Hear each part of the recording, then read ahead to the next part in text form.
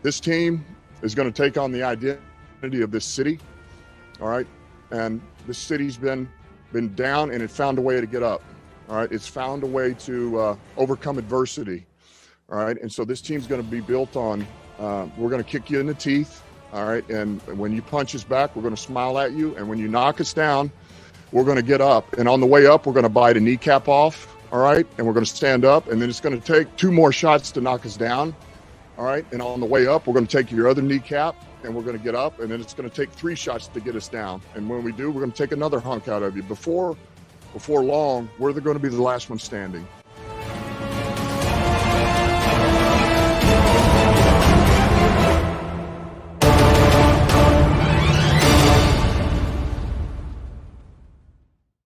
All right. What is going on, everybody? Welcome to this is my 4th time doing this. I missed it last year. Welcome to the Detroit Lions 2021 season wrap up. Thank you guys for being on the Detroit Lions Syndicate as well. This is my first live stream over there, so I'm doing it simultaneously on both channels. But we're going to talk about the good, the bad, and the ugly, what our thoughts of the season were, and then we'll look just a wee bit ahead to the off season. So before we get this thing started, we got everybody in the Detroit Lions community knows, Mr. Detroit Lions Talk with Micro Mike. What's up, man? Hey, what's going on, Grid? What's going on, guys? Welcome to this epic stream here. I'm going to talk about this season, man, and it was a crazy season, to say the least. Absolutely, and we got a surprise guest, Raw Detroit. What's up, man? What's up, baby? Keeping it raw. Hey, like you always do.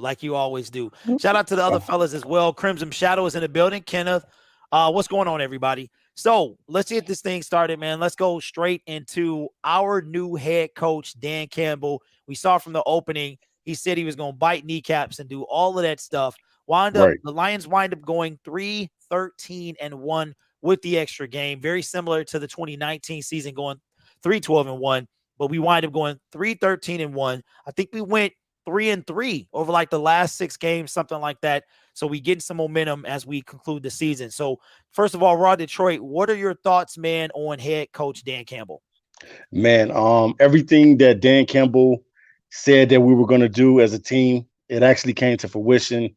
He said that we were going to be a team that scraps, fights, bite kneecaps, and all that type of stuff. And Detroit Lions, man, they were that type of team this year, man. You know, with a lot of people, bar none, a lot of people getting injuries and stuff like that. Akuda going down. Jerry Jacobs going down. Ragnow. Just everybody went down. And for them to be able to get the product to play out on the field, the guys that they got to perform at a high level is awesome, man. And I love what I'm seeing from this regime. I'm loving it. Yeah, you know, they had a lot of work to do, Raw Detroit, a lot of work to do. We had 5 draft picks after Matt Patricia and Bob Quinn basically tore down the franchise, man. They did the best that they could with those 5 and got some real studs out of there, man, even the undrafted free agents as well. So they did a lot with a little, and I think that goes a lot. Micro Mike, I know you kind of doing 2 things at once, man, but real quick, what do you think of head coach Dan Campbell, man? He's everything that I was hoping he would become, and that's amazing. Yes, he's officially gone. Lynn is gone, by the way, Crimson. He's exactly what I wanted him to be. We've been looking for a coach that can install a physicality to Detroit. We're talking about the NFC North, where you're dealing with teams like the Chicago Bears that will punch you in the face, strong defense, Minnesota Vikings, same thing, and, of course, the Green Bay Packers, who's been leading this division ever since Adam and Eve walked the earth. So to have a guy that can come in here and literally take it to teams is something that we haven't seen. We've been a finesse football team. Now we're changing into a physical football team. Yes, we only have 3 wins. But if you watch the games, it's a different feel. Like if you look at a Matt Patricia 3-win year, you say that was terrible, just awful. You look at a Dan Campbell, it's like, oh my God, you could see the growth of this team and the physicality that they're taking from their head coach, Dan Campbell. Yeah, absolutely. And you know what, man, my thoughts are Dan Campbell. I said this a while ago that we needed a person that used to play. And what makes it even better, Dan Campbell used to play here. And even though he was on injured reserve, he mentally had to go through the motions of that 0-16 season. And when he came here, we've been saying this, whether you live in Detroit, you used to live in Detroit, you in Michigan, you know what it feels like to be a Lions fan. You know, everything he said at the beginning, I loved it. And I said, this is going to be the guy. We got Mark Orem in the building. What's up, Mark Orem? Hey, how's it going, bro? Good to see you feeling better, my man. Yes, I am, man. Finally. Yeah, I was sick for a bit there. It ran through my family. We're getting better. But yeah, man.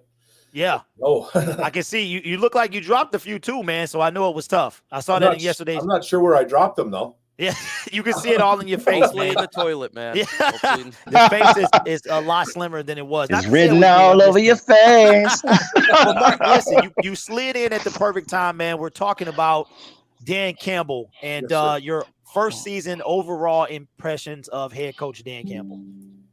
Wow, what a season. You know, nobody really had him on the radar. It seemed like at the beginning of the year, you know, we got him over here. It was like one of those, you know, okay, who's this guy? Players, coach, obviously. You know, I think there's a lot of positive we can say about Dan Campbell this year. And there's some negatives, obviously, too. Obviously, you know, not winning games. You know, I think he needs to do a little bit of head coaching 101. He needs to really, no, honestly, like. No, I agree. I agree. Yeah, like bring somebody in, talk to an old head, man, like one of those older head coaches that maybe that was around the organization, or just get in touch with just some guys and, you know, just like learn the game a little bit more. I think his clock management needs a little bit of work. This and that needs some work. You know what I mean? He's got the team unity down to a pat. Like, he is a motivator. That is for sure. But it was a different year. I'm happy we got him right now because I think he's going to bring players here and coaches that want to come here. I think that's truly going to happen. I think the culture was good. I think building the winning culture still needs work, obviously, if you only win 3 games. But I love that they won the last 3 home games. Mm-hmm. So that was pretty impressive for this staff to do that with the devoid of talent that we kind of had. So there's a lot of positives to what Dan Campbell brought, but there is some negatives to it too. But I think all in all, I think this guy is up. I think the ladder goes up on this one. So yeah, I definitely think so too, Mark. Trending up as well. And Crimson Shadow brings up Lynn tried to make Goff something he wasn't. Speaking of former OC Anthony Lynn, who's no longer with the team. Yeah. The same problem with Jim Lombardi had with Stafford. And that brings me to the next topic, which is the guy that they brought in to quarterback this team, Jared Goff. Now, Mark, I know we're going to start with you, man, because we were very hard on Jared Goff during the offseason, and it was warranted, man. It really was. The first 10, 12 games of the season, he was looking like, who is this guy? But last 6, ever since really Josh Reynolds kind of came to be, he's kind of stepped up. I think he had a really great QB rating or completion rating, something like that, over the last couple of games. So overall, what are your thoughts about Jared Goff after his first season as a Detroit Lion? Wow, the ups and downs were big too with Jared Goff. You guys know how I felt. We brought him in. I was not very happy. I was not happy at all. Losing number 9 too kind of hurt me a little bit there. But it was night and day, his first half and his second half. You know, they made some changes with the passing attack coordinator. Anthony Lynn getting thrown up to the booth, kind of like not doing anything anymore. And Dan Campbell taking over the play calling, and Jared Goff turned into this like aggressive, kind of like this quarterback with his chest out. He got a big boost of confidence. You've seen it in the second half, and it just came out of really nowhere. Yeah, you know, and it was just, you know, I don't want to say I'm completely all in on Jared Goff. I know his contract says that we kind of have to say that we're kind of all in a way. I know he will be the quarterback next year. I think he will be for the 2022 season. But I need to see this continue. Like, I don't want him to come in next year and just do the same thing 4, 5, 6 games, be like this meek, weak, kind of like quarterback with no confidence. And then all of a sudden, maybe they make a couple changes again, and then he turns into this confident guy. I want consistency and then some. So he has to be the guy. He has to still prove, I think, a lot to a lot of Lions fans. And we heard too some things from Herman Moore before saying that, he possibly could have lost a little bit of guys in the locker room. I don't know how true that is. He knows more than us, obviously. Right. But he's going to have to do a lot of proving to just not only the city, this fan base, to his coaches and his teammates. Yeah, and you know what, Mark? I agree with you. And we were on with Herman 3-4 weeks ago, maybe somewhere around there. I think it was after maybe early December. And he stepped up since then. And I'll get to TA in a minute. So Jared Goff, ever since he wound up getting hurt against the Steelers and went 0 for 0, no interceptions, no touchdowns. Did not play against the Browns the following week. And then he came out and played. Did he play against the Bears? I think he did. Yeah. 2 touchdowns, no interceptions against the Vikings. Our first win of the season, 3-1. Broncos. Did he play? He played against the Broncos. I guess he did. I thought he didn't, but 1-1. I don't believe so. I don't think he did either. They got him on here. Oh, okay, maybe he did it. I think he was out. But I know he has a fumble and an interception. I guess my point is he played, like you said, Mark, it's night and day. And I think that a lot of things had to contribute to that. I personally believe that it was because you leave a place like Malibu, you leave a team, and I know you got to find this for number 9, man. And number 9 was plucked out of this team and placed in that one. He was plucked out of that team and placed in this one. And we all know the storm that was this team. So I feel like once Josh Reynolds came, he got a little more confident. My thing, I'm just going to chuck it up to, yes, he has all those faults, Mark, but I think he had to get comfortable, man. He had to get acquainted with the city, with the team. I think mentally it was a lot on Jared Goff, man, to just be broadsided by that and then dumped into the cesspool that is the Detroit Lions. So I think he's going to be better next year. TA, what do you think about quarterback Jared Goff, man? Well, initially my thoughts on Jared Goff was at the beginning of the season, man. He was not playing consistent. Like Mark said, I would just want to piggyback off what Orm said for a minute. He was not being consistent, man. And a lot of us fans was ragging on him. Now everybody is lifting him up as the savior now. And I want to see this kid continue to play well. I'm definitely going to give him his flowers. He has been playing tremendously better, man. And I definitely love that. But at the same time, I don't want to put all my eggs in one basket and say Jared Goff is the man in Detroit. I kind of want to hold some of that back. But right now, I love what Jared Goff is doing. He's being consistent. He's able to hit his targets. He has a newfound love with Amon-Ra St. Brown, being able to hit him because at the beginning of the season, you didn't know what to expect out of Amon-Ra St. Brown because he wasn't being targeted that much. But then once injuries started happening and then guys started getting cut off the roster, it opened it up for Amon-Ra St. Brown to go ahead and do his thing. And look what he done. He ended up breaking some records for the Lions. So the thing about Jared Goff is that I love that towards the end of the season, he started playing better and he learned from his mistakes at the beginning of the season. I think he was just over anxious out there on the field, and he was trying to prove to the Detroit community that he could be a serviceable quarterback in Detroit. And that's what I think that he was really trying to do. And now we understand what Jared Goff brings to the table, but at the same time, we still want to see what he does in 2022. Is he going to still be consistent? Is he going to play once he gets the weapons in Detroit? Will he be effective? That's the biggest things that a lot of us fans want to know. Will he still be effective out on the field when he gets the targets? I agree. And Mike, I know you, like I said, 2 things one time, man. What do you think of quarterback Jared Goff? 2 seasons this year for Jared Goff. The first season, the first half was cheeks. Straight cheeks. He was looking like the brown crud between the cheeks, man. It was no. Man, you're not talking about the Dingleberry, man. Stop, Oh man. man, it was hanging around, man. Lord It have was mercy. going left to right. And No, I was a little bit worried. these guys. But I must say, this guy has absolutely turned it around. It was like he got struck by lightning or something, and is just a different person. What's good about what he has been doing since week 12 is his stats are top 5 in many of the NFL quarterback ratings and top 10 in nearly all statistics. This guy he put up some ridiculous number from QBR, from touchdowns to interception ratios. It was just ridiculous. Mhm. This guy, it was crazy because before that, on 4th down, he'd throw it away. He didn't seem like he was confident. Like there was something going on. But all of a sudden now he's confident. He's got the swag. He's not throwing the interceptions. He's finding the open targets. He's not throwing the interceptions. Jared Gofford is actually not throwing interceptions. And so he's not putting up the 400 yards like a former quarterback. But he's also not throwing 2-3 interceptions a game like former quarterbacks. And you feel confident.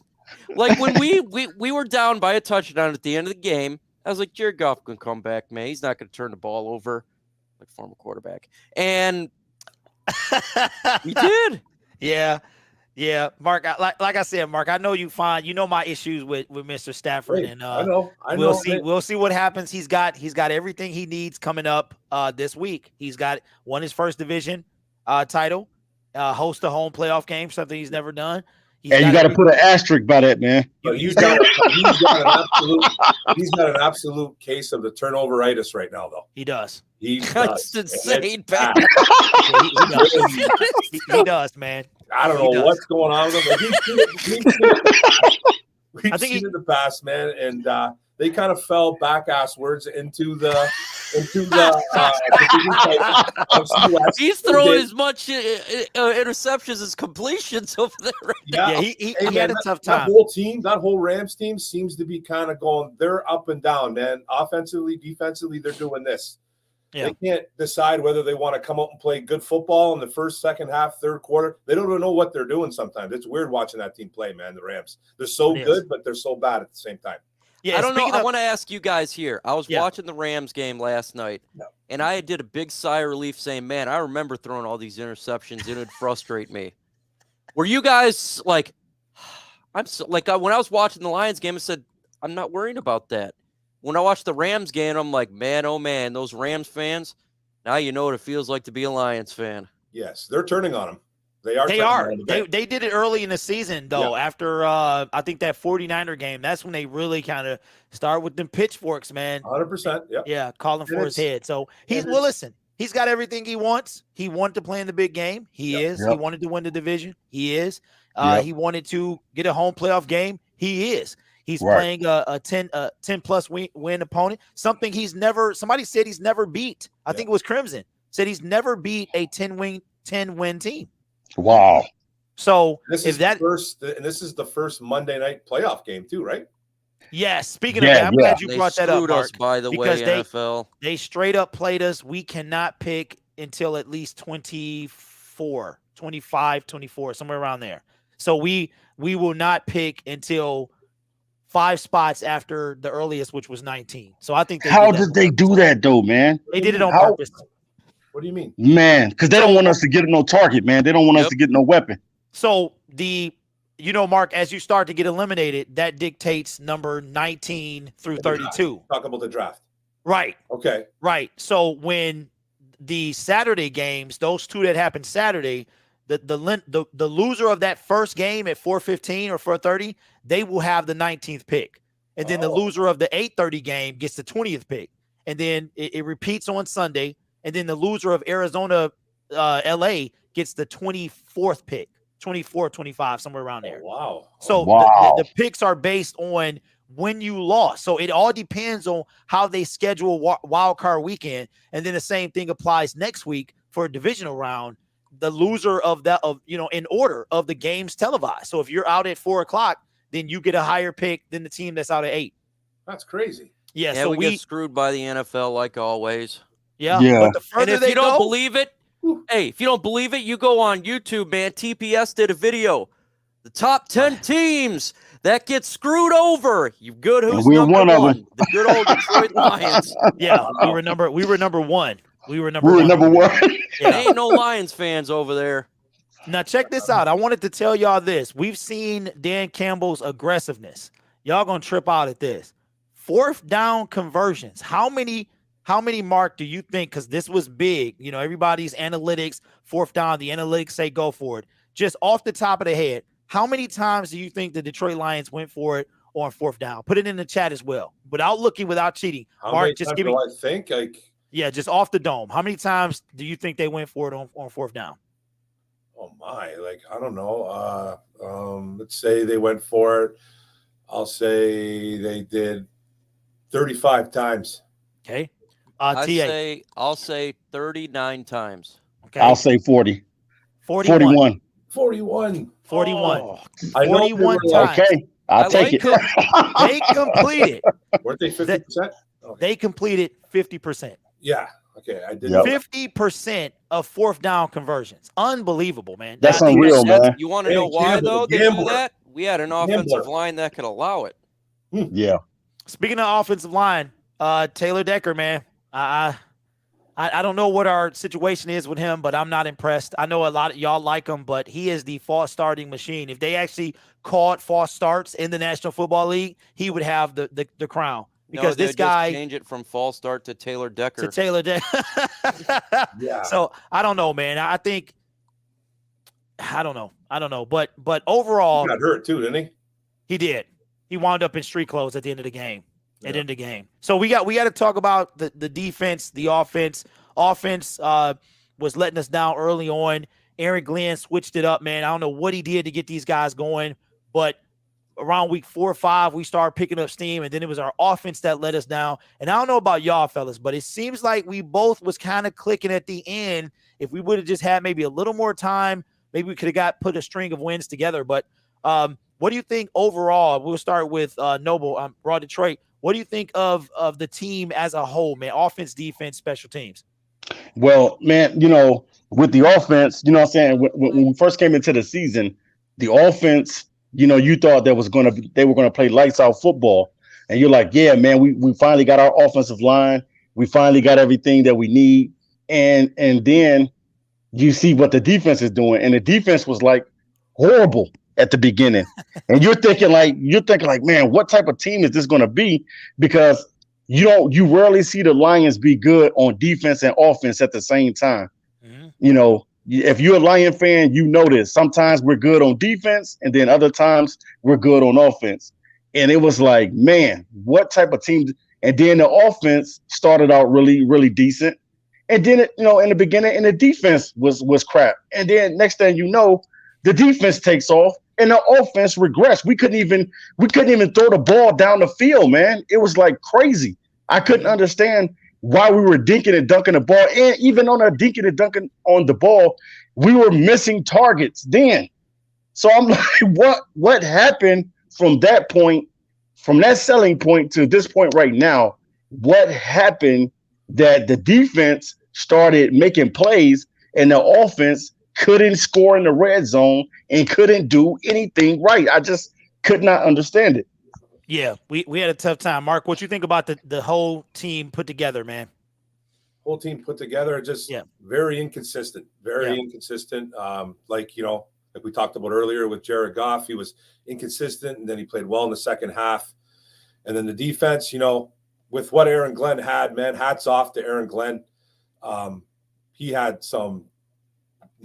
I don't want to call them nobodies, man, but he had some guys back there that really had no business being on that field, and he did some things with these guys, especially the young secondary. Losing Okuda, losing Owarriye later on, not having a very good safety room, not a great pass rush, but they turned Charles Harris into a pretty decent player in that right system. So it's just up and down roller coaster.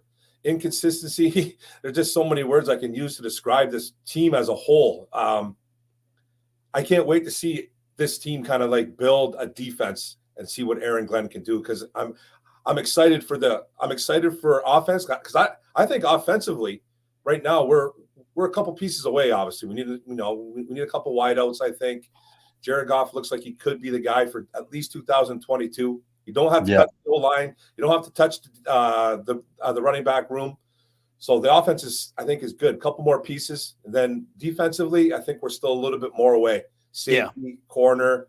I think we need some more pass rushers, obviously, more linebackers. I think the defense is a little bit farther away, but I'm actually very excited about Aaron Glenn and what he can do with defense once he gets some weapons. So inconsistency is the word I like to use. And I'm glad you brought up the defense, Mark, because that's going to transition. Just came off the wire. Was trying to pull up the Detroit Lions information, and I saw this. The Detroit Lions claim Juju Hughes off waivers. So 14 minutes ago from John McCarran, I think. He's a Sports Illustrated guy, so I have no idea who this guy is and why it matters, but that is quite interesting. But so my thing is, we're going to go. Somebody asked about the draft, and Mark, you brought up pass rushers, and we got. Oh, yes. I think we all agree that defense will be the first pick, whether it's a pass rusher or a safety. Now I know we got some guys. I don't know where our defense wound up ending the season. My guess is bottom 5, if not bottom 3. We still allowed a lot of points. We let 51 points get put up on us week 17.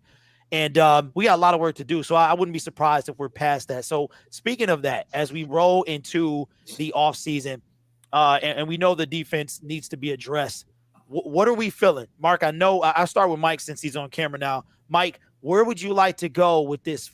You know what? Let's just do the first round. What would you like to see for the Detroit Lions first round draft picks? What would I like to see, or what do I think they're going to do? What do you think? You can give me both. You can give me both. Okay, what I would like to see is the Lions select Kyle Hamilton at the 5th pick as they trade down from 2 to 5. That's what I would like to see. And then pick up some extra first or extra second round picks or another first round pick. What do I think they're going to do? Select Kayvon Thibodeau with the 2nd pick in the draft. I think that's who we're selecting. And in the late first round, pick number 24, as the Rams will lose to the Cardinals. Thank you. The Detroit Lions will select. What I want them to do is select Nakobe Dean. Now, linebacker. Really? What do I think they're going to do? Select Nakobe Dean with that pick. And in the second round with the first selection, I want them to select Drake London. And I think they're going to select Drake London. Okay, so that's a lot. Mike gave us a lot. Okay, Raw Detroit. What you think, man? Well, you can give us one or the other or both. Man, this is man. You put me on the spot, Grizz. Come on, man. This your time, baby. This your time to shine. Raw Detroit, baby. Subscribe to the channel. Dropping draft prospects every day. Man, okay. When it comes to the Kayvon Thibodeau, Kyle Hamilton, Aiden Hutchinson war, because that's what it is. When you really look at it, all the Detroit fans can agree and agree with me in the chat. I know you guys want Kyle Hamilton. A lot of people love Kyle Hamilton. We've been talking about this for a very, very long time. And yes, we do want Kyle Hamilton because that's one player that mostly all Detroit Lion fans agree about is Kyle Hamilton. No, would you take this guy? Now, me, I would do something that's uncharacteristic, and I would draft Kyle Hamilton if I was the GM at number 2. And I know some people are saying, "Man, are you crazy, man? You don't take a safety over a edge rusher or a quarterback or something like that." Look, man, if this dude is a game changer, I'm taking him. I feel like Kyle Hamilton is that good where he can come in on the back end of the defense and be that dude right away. I'm talking about make an impact in his rookie season. We don't have that guy that is long and rangy like a Kyle Hamilton at 6'4", 220 pounds, who will be an enforcer back there. We don't have that. We need that. And we know that safety is one of our biggest needs. But on the other end, we know that we also need pass rush, and we don't know what we're going to do. I guess we're probably going to end up releasing Trey Flowers. But at the same time, you have to make the hard decision on whether or not Aiden Hutchinson or Kayvon Thibodeau is the guy. And more than likely, like Mike said, the Lions will go Kayvon Thibodeau. You know what I'm saying? It's probably something that some people like. They want Kayvon Thibodeau, and some people want Aiden Hutchinson. But at the same time, both players are great in their own right. They do different things. You know, Aiden Hutchinson is good at getting to the quarterback and being effective in the run. Kayvon is definitely a freak of nature, and he can do many things as well.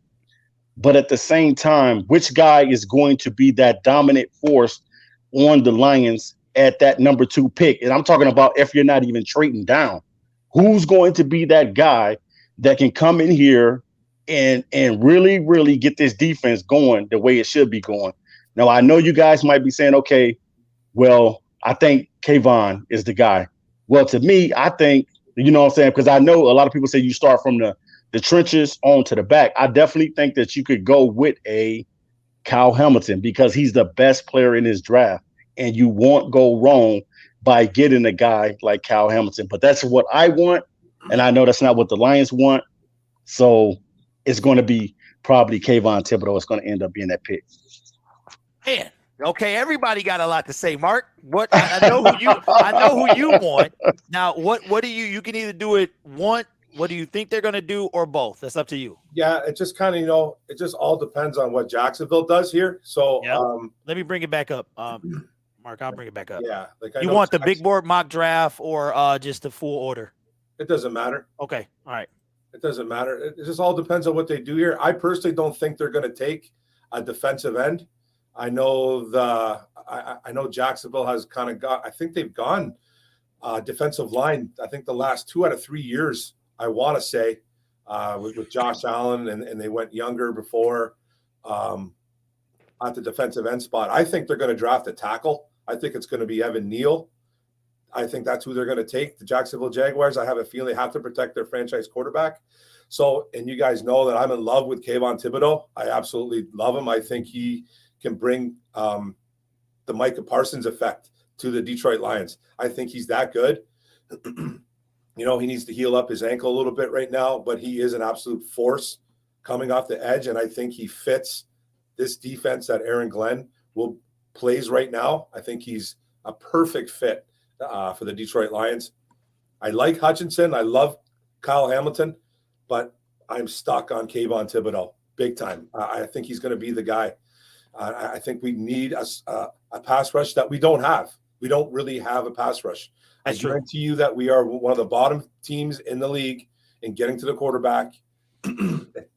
Sorry, guys. We wound up with 30 sacks, Mark. That's what we wound up. Yeah, 30 that's sacks. Not that bad.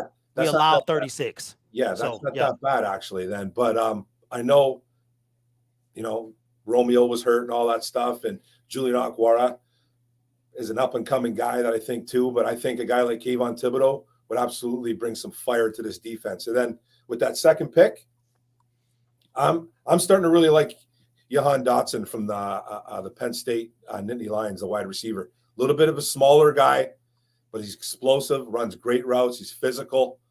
He's only about 185 pounds though, but he is a guy that I actually like a lot. There we go. We got him going to the Bills at 26. Right before us. Right now, yeah. No, thank you. Jahan. Okay, you're talking about Jahan. Okay. I just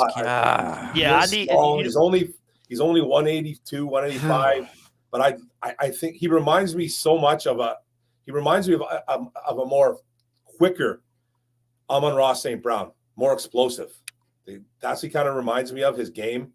I just like him a lot. I don't know if he would be a number one per se in this offense, but he's a guy that is going to make plays in the NFL. And I just want a guy that can make plays and get in the end zone. Now, you can hate me now, Mackenzie said something about Trey Flowers, and I think it was something about his cap hit being $20 million or excess of that. I'm not sure about that. I don't really know off the top of the head. Mike, you got any information? Any thoughts on that, man? Yeah, so his dead cap hit is $12.853 million. His cap hit is $23.23 million. So if you cut him, you're going to save around $11 million. And currently, he is 11.08% of the whole cap of the Detroit Lions in 2022.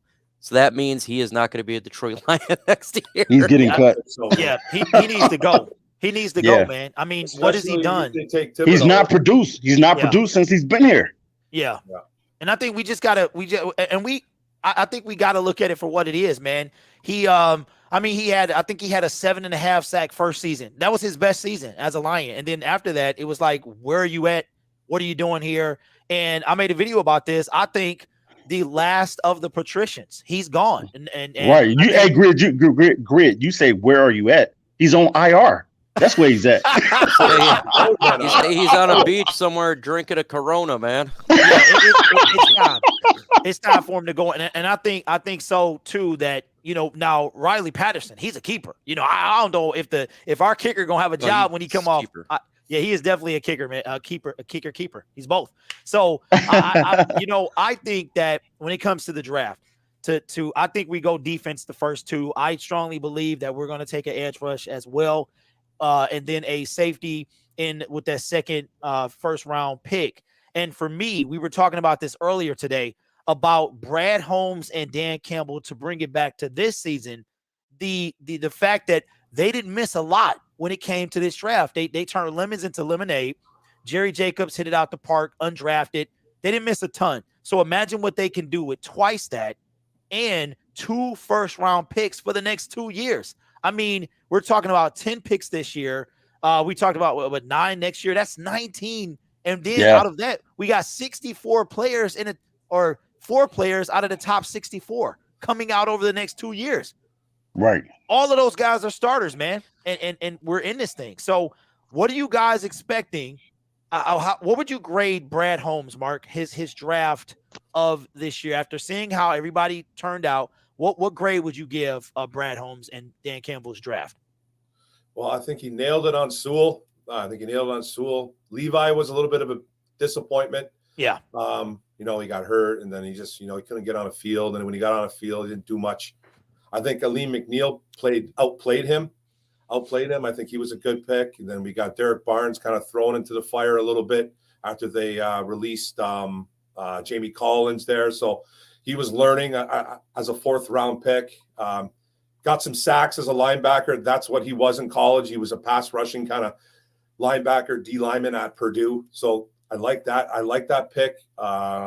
Jefferson kind of got banged up a little bit. Amon-Ra was a hit out of shout out to the Dern, man. Shout out to the Dern. Yeah, shout out Dern. Yeah, bro, Dern nailed he nailed that one. Yeah, man, he broke Calvin Johnson's record, right? Right. Everybody's record. It's crazy. One guy in the NFL is not talking about is Amon-Ra St. Brown. He did things in the NFL that nobody has done, and they're not talking about it, man. Breaking Randy Moss's record as a rookie. Wow. OBJ's record as a rookie for they did bring that up.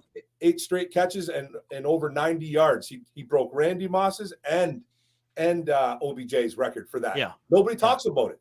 And he beat Roy Williams' record, Calvin Johnson. He did it all, and no one's really talking about it. So that was a phenomenal pick by B. Holmes, out of the park. So I don't know. All in all, I'm probably going to give him a solid B. Solid B. Give him a B. There was a couple misses with Levi. I think too early to really say he's a miss, but he needs to be better. And then, but Sewell was a home run pick. He's going to be our guy for the next 10 plus years. Yeah. So I think it was a great draft by Brad Holmes, and I'm going to give him a solid B. Okay, before we pass this thing to Mike, check this out. This is a stat that I saw during the broadcast yesterday. St. Brown was under 4 rookie wide receivers. All 4 of those wide receivers were drafted in the 1st round. Yep. He was the 5th going into yesterday's game. Unbelievable for a guy that was drafted in the 4th round. You know what I love about Amon-Ra? He said that he will keep an eye on what the receivers ahead of him are doing because he wants to outdo them. But now it ain't nothing like a dude with a chip on his shoulder, man. Trust me, I know. Now, Mike, what would you give the draft between of 2021? Let's go through the picks here. Penei Sewell, A+. Knocked it out of the park. Like you said, this guy's going to be on the offensive line for a really long time. Levi and Uzurike, I'm going to give this a C right now. So that knocks the grade down overall a little bit. Aleem McNeil, I'm going to give this one a, for a 3rd round pick, I gotta say B+, man. He's done a really good job. Futu Melifonwu, I think this guy is going to be a really good piece for the Detroit Lions. I think not a lot of people's talking about him. I'm going to give this one an A. If you've seen what he did with Devontae Adams this last game, stride for stride, and he's just a big guy. So I'm really excited for him. Amon-Ra St. Brown, A++++. He's this guy is he's exceeded expectations beyond belief. Everybody talks about Jamar Chase as they should. They talk about Waddle as they should.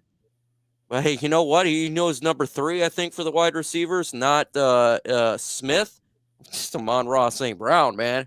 He's doing a phenomenal job. Derek Barnes, I love the progress that we've seen from him. He was thrown into a bad situation, and he's did really good. And then you look at Jamar Jefferson, who I think is probably a C right now, but we're talking about 7th-round pick. So overall, I say I'm going to give this one a B+ draft. There's a lot of pieces that I feel is going to get some more meaningful playing time, and there's some really foundation players here, and I cannot wait for what they do in this upcoming draft. We got a lot more picks. A lot more picks, man. Just tells you how much. I mean, they took 5 and flipped it. Now we got 10. Still kind of sick about the whole Trinity Benson thing, but we'll see how that plays out. Noble Sports, Raw Detroit. What would you grade the draft, man, this past season? Man, I'm going to give it overall. I'm just going to go ahead and give it a B+, and I'm going to hit on some other things that he did well. How about the undrafted guys that he brought in? How all of these guys balled out, from Jerry Jacobs to Craig Reynolds to whatever guy that got called up that was an undrafted guy on this team, how they stepped up and played, man. That is what I'm talking about, man. Those undrafted guys, they play with a chip on their shoulder. And shout out to Brad Holmes for being able to get a guy like Craig Reynolds, who they call Netflix? It's the Netflix and chill. Yeah, Mr. Netflix and chill. Shout out to him, man, for getting Craig Reynolds, man, because he definitely was a steal as an undrafted running back. And whenever he got the opportunity to get out on the field, he made the most of it. And definitely, man, this guy could definitely be, I'm not going to be kidding you, man. Craig Reynolds could be the starting running back for this team. If DeAndre Swift wasn't here, definitely I would be pushing for Craig Reynolds to be that number 1 guy. So shout out to Brad Holmes for bringing in undrafted guys and giving these guys an opportunity to play, because a lot of times undrafted guys don't get the opportunity. And when those guys got a chance to get out on the field, man, Jerry Jacobs, right before he got hurt, he was out there doing his thing, man. So you love to see the growth of bringing in guys that you never heard of before, come in, get the experience, and go out there and ball out. So shout out to Brad Holmes and the team for bringing in undrafted guys that balled out this season. Yeah, and I got to give him probably a B+ as well. I like some of the things. I was a little nervous because 5 picks, like, what are you going to do with that? And they were able to, especially that 4th round, man, where they flipped it. I forgot what they gave up, how they made it happen, got Derek Barnes and the stud we know is the Sun God. You know what I mean? So for me, it's a B+. I'm really excited about what the future is going to hold, because we were talking about it, man. And to go back to this season, a lot of y'all know who follow me, this was it for me. Like, if Matt Patricia and Bob Quinn come into this year, I'm no longer here. I'm not. I'm done. Dan Campbell came in and gave me a fresh spirit. And even though we won 3 games, we were in a lot of these games, man. I mean, if a delay of game is called, which the NFL just doesn't call anymore, maybe we get another win. If our kicker is not Santoso, maybe we have another win. You know what I'm saying? All that type of thing, man. So it really came down to a play here, a play there, but that's the game. And that's why we have to not put it in the ref's hands. That's why we have to get those playmakers that TA is talking about, guys that can make an impact right away. So I'm looking forward to the future, man, to see what we are going to do. Speaking of the future, Brad Holmes will get in front of the podium tomorrow. We haven't heard him speak in a long time, and I'm sure he's going to talk about the future as well. So as we go forward, what do y'all think the biggest need for this team is? Mark, what do you think the biggest need that we need to address, whether it's free agency or the draft? What do you think is the biggest need for this team? I think the biggest need, I still think we need to add to that defense. I still think we need. Obviously, we need some wide receivers, but the secondary is a little bit suspect. It's probably one of our strongest units on defense, but it was also the most decimated.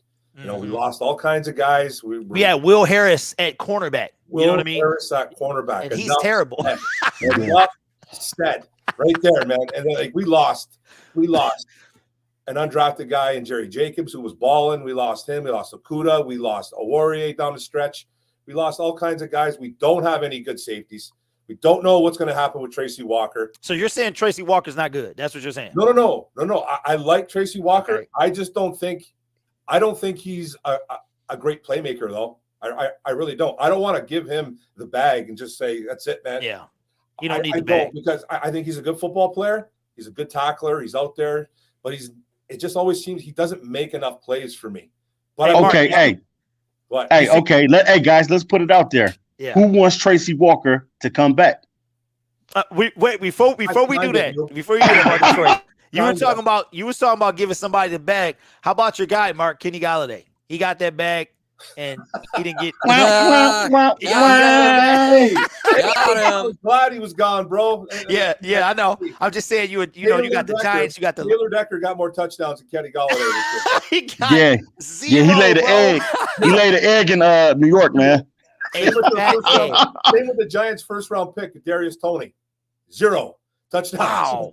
You know, there's some cheeks over there, bro. Yeah. Hey, Mark, you know what? Mike Valenti can't talk, bro. Joe Judge is still hanging around for somehow. Yeah. I don't know how. Yeah. So I don't know. But I think we need to add back to us. Yeah. Though, I think we need to add to that safety room. I think we need another safety. Even though I want Thibodeau, I wouldn't be mad at a Kyle Hamilton pick.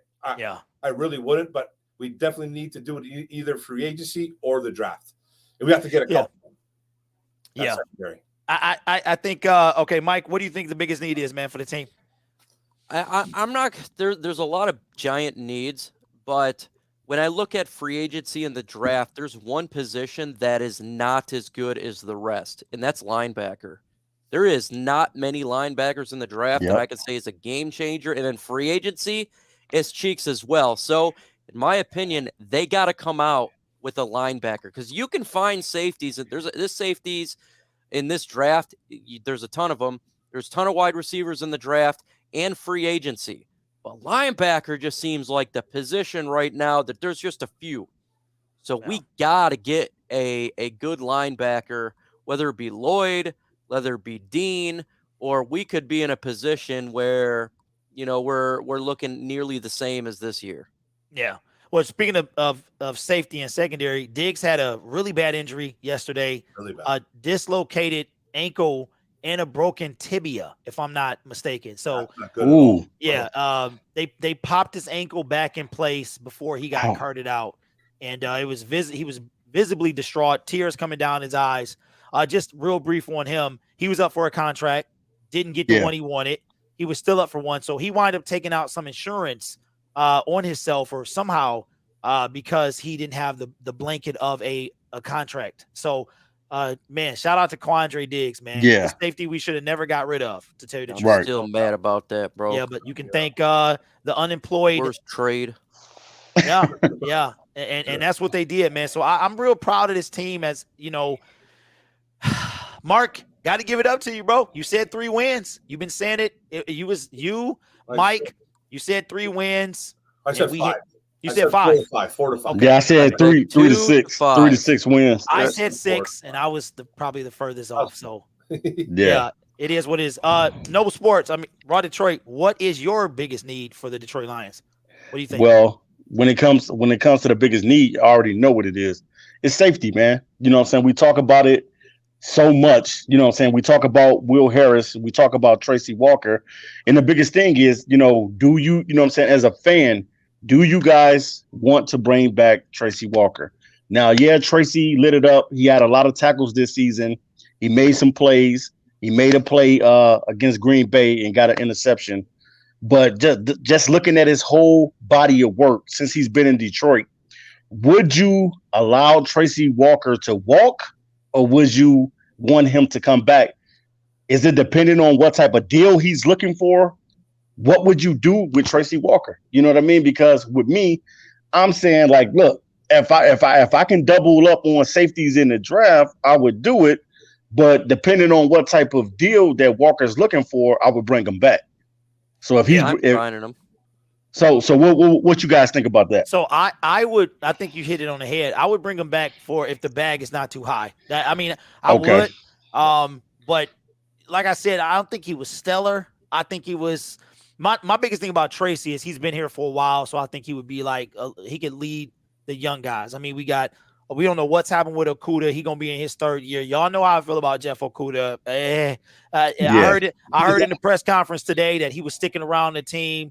And that he asked Dan Campbell, could he still be around? So I'm hoping to see this guy resurrect his career, man, next year. But to answer your question, I would re-sign him for the right price. There's a lot of issues on this team regarding players that should be re-signed. Mm-hmm. He's solid. I'm re-signing him. Yeah, I think he's solid, man, but I'm just not giving him a lot of money. I think he's a good tackling safety, but I just don't think he's a playmaker, and I'm not handing him a bunch of money. But I don't think I'm not going to do that either, because then if some other team's going to hand him $1 billion, well, guess what? We get a third-round compensatory pick for him. So that's the way I always look at it. Is you got to look at but I don't think he's gonna command that. And I don't think this regime is gonna do that. We're not gonna pass out $90 million to a dude with 7.5 sacks. That's not what we're gonna do. And then he winds up playing 7.5 games, man. It's tough, man, because you wait every year and you want to see some results, and it was tough. But is it just me, or does it seem like talking about a 0-17 season was so long ago? Like, it was a time that we thought that was going to happen. And we laughed about it every week. Yeah, we laughed about it every week. So bad. They were. But it seems like Amon-Ra St. Brown, that touchdown, which was his first of the season, gave us our first win, changed the entire trajectory of this team, man. And I'm like, I love what they did. Now, I'll say this as we do one final topic. What do you have to say, Mark, to the people that were upset that we won yesterday? Grow up. Seriously, man. We're locked in at number 2. Don't cry about having the number 2 overall pick. Everybody. Right. Okay. Jacksonville did their thing. The Colts. Yeah, man. You want to get mad at anybody? Get mad at the Colts. Get mad. Right. They couldn't beat Jacksonville Jaguar. They got mollywopped. Okay. So, and we did our thing. By the worst team in the league. Yeah. So, who doesn't have a head coach? There's no need to be mad as a Lions fan. There's no need to be mad about having the 1 or a number 2 pick. It's irrelevant. Grow up. We have the 2nd overall pick. We're going to be okay. We have a ton of picks, double-digit picks, it looks like. Yes. You have to win. Hey, Dan Campbell, Brad Holmes are trying to build a winning culture. I had my theory on what was going on early in the year, and I still kind of think the tanking was a little bit involved, a little bit. Little suspect in there, little suspect. Just the way they set up this whole year from the beginning, how this wide receiver room was going to look, bringing in a quarterback like Jared Goff that was regressing and nobody liked. I was like, man, what are they doing? I was like, they're doing something here, man. But then they kind of like played better down the stretch. It was like, we have the number 2 pick. Let's all just embrace it. Where we're going to be okay. Things are looking upwards, I think, for the Detroit Lions. I hope, man. And I'm not trying to drink the Kool-Aid either, because I don't drink it at all. Mark, that's true, bro. I don't even think you got any in the house, man. I got nothing. I got you and Antonio Hightower be at the Kool-Aid at the bar, man, and we're drinking with straws. I just want to see improvement. Don't be mad that we got the number 2 pick, guys. We're trying to build a winning culture here. Your only way to build it is by winning. Yeah, and I just say this: why would you be? First of all, you play to win the game. Shout out to Mr. Herman Edwards. Also, losing is for losers. I don't understand that. You can't lose to win. That doesn't make any sense to me. And last but not least, guess who our last 2 second overall picks were? A first ballot Hall of Famer and an absolute nightmare defensive lineman who's still playing, by the way, and at a somewhat high level. So and we didn't even have the coaching staff that we have now. So I don't know if those guys are coming out, but hey, Thibodeau, he got potential. Hutchinson, he has potential. Your guy, Hamilton, he got potential. So yeah. I think that these guys, I don't understand how a fan base can root for losing and then get mad when they do. So if the Lions lose next season, what are you mad for? You wanted them to lose, right? So I don't understand. And it's not where you pick, it's how you pick. We've seen this before. Yeah. Jamarcus Russell, all of this stuff, bro, straight nightmare. So this regime has shown me that it looks like they know what they're doing. Now they got some quality picks, and they can trade up, they can trade down, they can do whatever. So I say if you can't be a Lions fan, a true Lions fan, or any fan of any team hoping for a loss, because it's an oxymoron to me. So that's just my thoughts. Mike, what do you got for the people saying that they're upset that the Lions won yesterday? We beat the Packers. Come on, man. You play to win the game. Playoffs. Hello. Playoffs. We're just trying to win a game. Practice. We talking about practice. We talking about practice, man. Hey, we know them all. They are who we thought they were. We let them off. Man, I just don't, man. They are who we thought they were. I don't understand, man. Winning is so much better than losing. God, I hate losing. Like, losing sucks. It does. Who cares? Did Micah Parsons get selected with the first pick? Did Penei Sewell get selected with the first pick? Did Jamar Chase get selected with the first pick? Did Jamar Jefferson? No, he's a seventh-round pick. Not that great. Did Justin Jefferson get selected with the first pick? Amon-Ra St. Brown. You can go and go and go. Did Justin Herbert get selected? No. Folks. I feel sorry for him, too. Folks. It's the draft. You need to have someone that knows how to draft players. You could have the first pick in every draft. You could be Matt Millen and still suck. You got to have a GM that can find picks, and if you got a good one, that can find one the first, second, third, fourth, fifth, sixth, seventh, and undrafted. Who cares where you pick? Just pick the right guy. Winners play to win, losers lose, man. That's it. Now, Raw Detroit, what you got for the people, man, that said they're mad that we beat the Packers? Well, you got to look at it like this, man. Like you said, man, we're going out there to win a football game. Every Sunday, you should be thinking about winning a football game and not losing the game, but winning the game. And like Mike said, it doesn't matter what place you get picked in. It just matters if you produce out on the field on Sundays. Are you going to be a producer once you get into the NFL? I don't care what round you go in. Can you bring it on Sundays? That's all we need to know. It doesn't matter if you're number one. It doesn't matter if you're number two. Are you going to bring it? And you see that we picked Amon-Ra St. Brown in the fourth round, and he bringing it. Bringing it. He done brought it. All. Yeah, that's all you need to.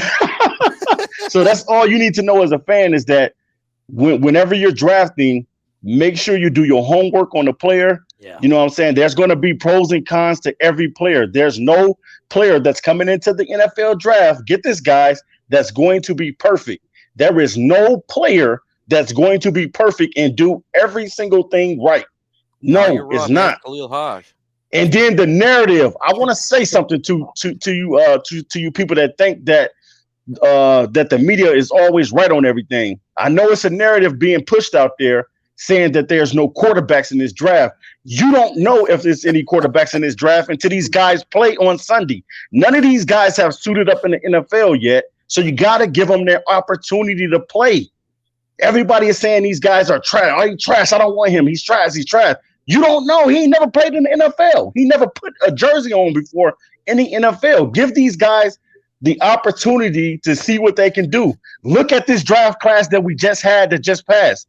Everybody was high on the quarterback. Who was the top quarterback out of that draft class? Mac Jones. Nobody even Mac Jones. Who? Mac Jones. Nobody even wanted Mac Jones. And then he goes, Mac Jones goes to the right situation with the Patriots. So guys, don't get down on the quarterbacks. Don't listen to the media all the time telling you that there is no quarterbacks in this draft. Do the homework for yourself.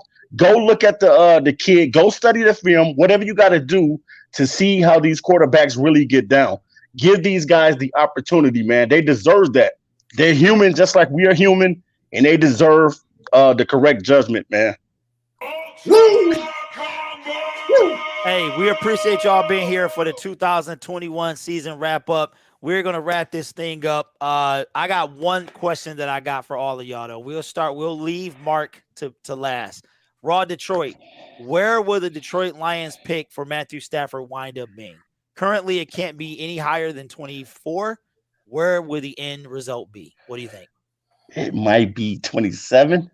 27. Okay, yeah, so I'm that gonna go means with 27. he gets put out not this weekend, but next weekend in the divisional round. He goes home against Green Bay. Yeah, nobody's escaping the frozen tundra in Green Bay. I think the lowest seed goes to Green Bay, if I'm not mistaken. So if they win, then they go play the others. So they might meet up in the conference game, possibly. Right. So so go ahead, Roddy. Because I like the Cardinals. I rock with the Cardinals, and I don't think that the Cardinals are ready, man. The Cardinals are pretenders, man. They're not contenders.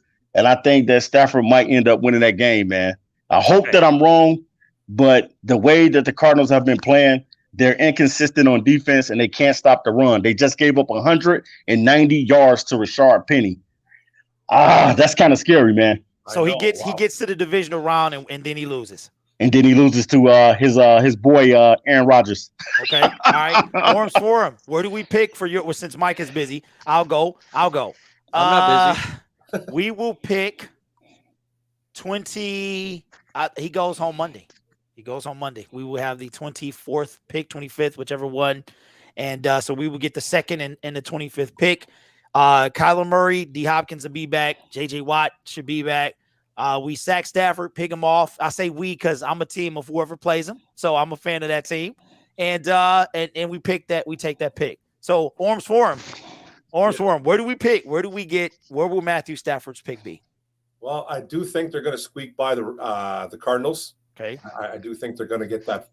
Stafford's going to get that first playoff win. I don't know if it's going to be on his shoulders, but it's kind of two teams that are kind of running into the wall right now with the Cardinals and the Rams. But it's in LA, so I'm going to pick the Rams. Okay. So I don't know, pick 27. I don't know, 28. So does he go home in the divisional round? Because I think they play the highest seed, or I think the Packers play the lowest seed. So the Packers will play the lowest seed. So they will end up playing it'll either be Dallas or San Francisco, right? Yeah.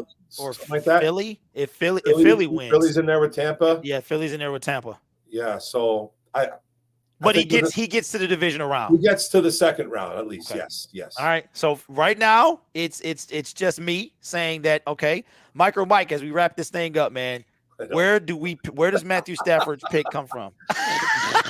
Looking crazy. Looking like a crazy person. There's an X factor that's going to happen.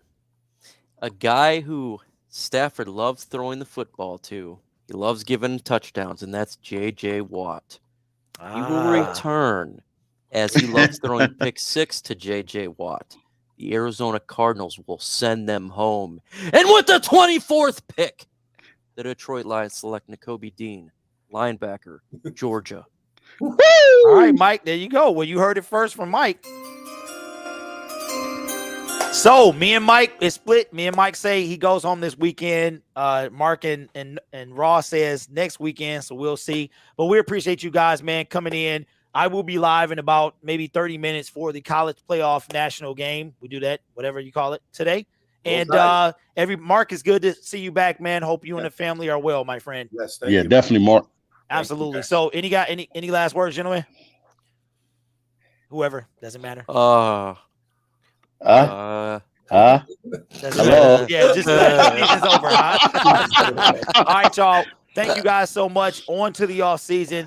And hopefully this time next year, we're talking about our playoff game that we'll have or something. At least not the second pick in the draft. So, all right, y'all. See you next time. And again. Because the truth is. And again.